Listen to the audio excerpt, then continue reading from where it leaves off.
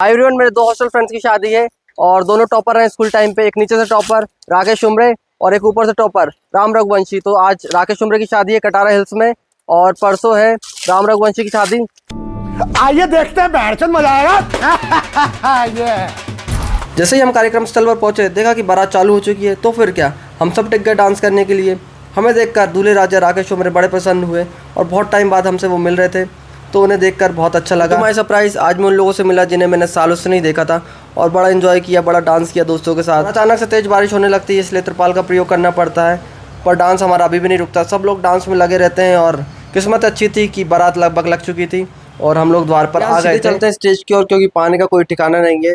और जैसे ही हम स्टेज के पास पहुंचते हैं तो राकेश की वरमाला चालू हो जाती है फॉग एंट्री और पायरों के साथ, और सभी ने उस पर फूल बरसाए और विवाह लगभग संपन्न हो चुका है।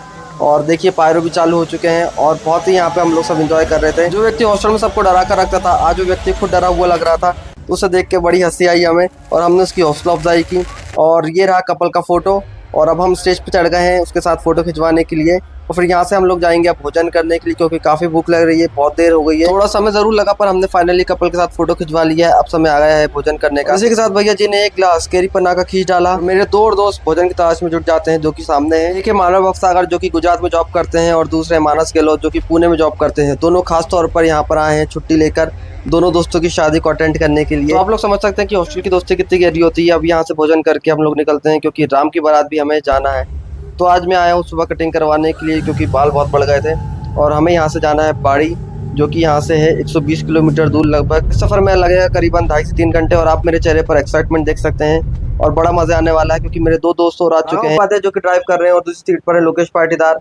और ये लोग कल राकेश उमरे की बारात में भी थे। तो हम लोग अब निकल जाते हैं मस्ती मजाक करते हुए, और 11वां मील पर रुकना है, क्योंकि हमारी एक और कार आ रही है जिसमें हमारे 3 दोस्त और हैं। वहाँ पर हम लोगों का मीटअप है, देख सकते हैं आप, हम लोग मिल चुके हैं। तो यहाँ पर हम लोग मीट करके एक दूसरे से और आगे की योजना बनाते हुए आगे निकल जाते हैं, क्योंकि हमें काफ़ी दूर अभी जाना है, इसलिए ज़्यादा देर का समय नहीं लेते। तो मस्ती मजाक करते हुए और पुरानी बातों को याद करते हुए, कुछ मेमोरीज बनाते हुए हम लोग आगे बढ़ते हैं। और यहाँ पर मौसम अच्छा लग रहा था, तो हमने सोचा एक फ़ोटो शूट करवा लेते हैं। तो हम तीनों लोग यहाँ पर रुक गए हैं और कुछ फ़ोटोज़ क्लिक करवा लेते हैं, ताकि हमें याद रहे कि हम लोग यहाँ पर आए थे। तो आज के दिन की सेल्फी ये रही। थोड़ी दूर आगे बढ़ते हैं तो हमें पहला टोल मिल जाता है, और यहाँ पर पहुंचकर राघव उपाध्याय जी बताते हैं कि उनका मध्य प्रदेश में कोई टोल नहीं लगता। तो हमने सोचा कुछ मजाक कर रहे होंगे, तो उसने एक हॉर्न बजाया और टोल बूथ वाले को बुलाया। उसने कुछ आईडी दिखाई उसकी, और टोल यहाँ पर हमारा लगा नहीं, उसने बैरियर खोल दिया। और हम लोग अब यहाँ से देखिए आप, उसने एक आईडी दिखाई सिर्फ, और आईडी चेक करता है टोल बूथ वाला और बैरियर खोल देता है, और हम लोग आगे बढ़ जाते हैं। Everybody shock, Raghav rock the situation, और हम लोग बारात के काफ़ी करीब हैं और फाइनली बारात में पहुंच जाते हैं। और राघव चढ़ जाता है बग्गी में, तलवार को लहरा देता है, और सभी लोग शॉक हो जाते हैं कि यार ये विस्फोटक एंट्री देने वाला कौन बंदे हैं और कहाँ से आए हैं। सब लोग बारात में हम लोगों की बातें कर रहे हैं। अभी नीरज और लोकेश ने पूरी बारात में नोटों की बारिश कर दी, और राम रघुवंशी जो कि दूल्हे राजा हैं उन पर काफ़ी पैसे निछारे।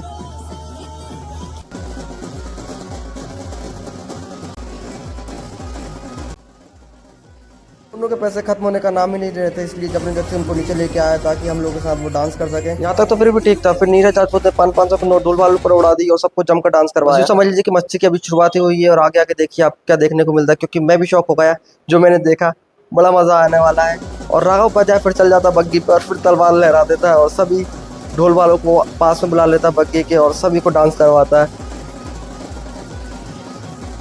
कई सालों बाद हॉस्टल के फ्रेंडों से मेरा मीटअप हुआ और उन्हें देखकर काफ़ी मज़ा आया। ये अभिषेक रघुवंशी, पूरा रघुवंशी परिवार हमको यहाँ पर मिल जाता है, और सभी लोग जमकर डांस करते हैं मिलकर, और राम की बारात में 4 चांद लगा देते हैं। और एग्जैक्टली मैं इसी चीज़ के लिए एक्साइटेड था, क्योंकि पूरे रघुवंशी दोस्त मेरे यहाँ पर मिल जाते हैं और सब खली बली पर खूब डांस करते हैं। और मैंने जीवन में नहीं सोचा था कि कोई बंदा इतना स्पॉन्टेनियस हो सकता है कि बग्गी पर ढोल लेकर चढ़ जाता है, और वाकई में बहुत मज़ा आता है, क्योंकि जो एनर्जी राघव उपाध्याय के पास है वो किसी के पास नहीं है। तो इसी बीच लोकेश का फेवरेट गाना बज जाता है सॉलिड बॉडी, और इसी बीच थोड़ी सी धक्का मुक्की हो जाती है, तो हल्का फुल्का झड़प होता है, जो कि लाजमी है बारात में होना। इसी बीच बारात भी आ चुकी है मेन गेट पर, और हम लोग पहुंच चुके हैं बिल्कुल कार्यक्रम स्थल पर। आप देख सकते हैं बाराती मैरिज हॉल के अंदर चल जाते हैं, पर हॉस्टल के दोस्तों हॉस्टल के होते हैं। आप देख सकते हैं कि अंत तक डांस करते हैं, और सभी बाराती यहाँ से चले गए हैं, पर हम लोग नहीं रुकते और जमकर डांस करते हैं और अंत तक डांस करते हैं।